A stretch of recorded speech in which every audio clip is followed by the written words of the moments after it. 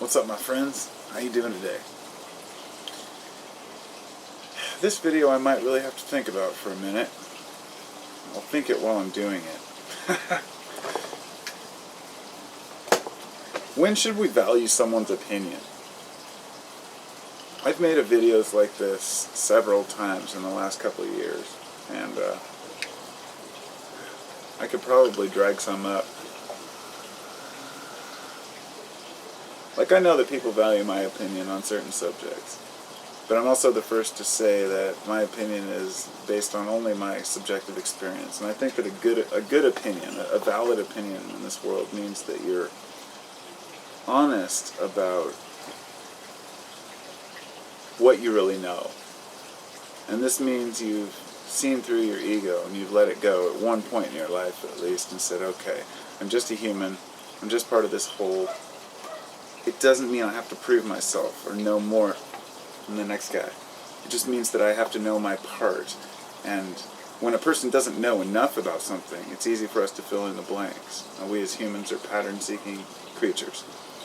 So it's been shown over and over in neuroscience that humans will fill in the blanks and remember things that maybe they don't even remember.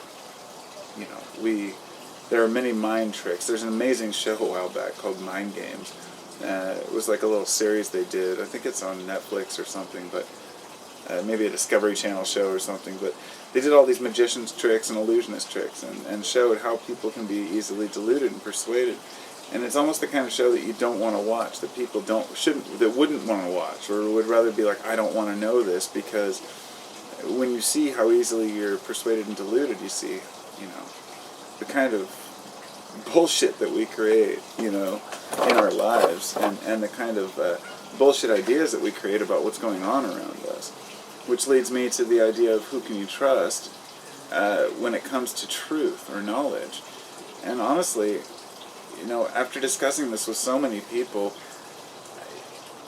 it's like, I've heard people, when I ask a person why they believe a certain person, they might say, well, the evidence is credible behind him, and he's talking about things that I've heard before. And this is a very common theme. Or there may be half-truths within there, and they'll say, well, I've confirmed some of the things that have been said. However, other things may or may not be true, I can't be sure. In other words, there's often truth laced with lies. Let's give the example of a guy like Alex Jones. He's out there spitting all his nonsense. A lot of people buy it. It's because there's a lot of truth in what he says, but it's laced intermittently with complete lies, fabrications, and delusions. But most of all, it's out. He's a personality. Okay, personality.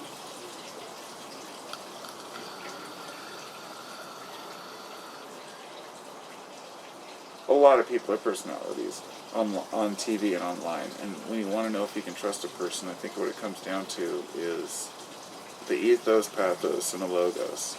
Those are the three components of the validity of a person's argument. The ethos is the value of a person. So what the person, what is the credibility they have behind them for what they're saying? The pathos is how are they conveying it? Like as in pathological. What is the method they're using to convey their message? And the logos, which is the most important, is the final message. In other words, what are they conveying? And those are the things I have to weigh in my life to see is something worth knowing. Like, is this a subject that's worth knowing? And that's what I'm trying to, I guess, get at. It's not whether or not you believe a person or who to believe. It's what are they talking about, and is it going to hold any weight whatsoever? And I've come to this conclusion after having lots of discussions about UFOs and aliens with people and seeing that it really goes nowhere, that there's no conclusion that we're going to draw from it. Or even if we did have full disclosure, what is it going to do for the average person?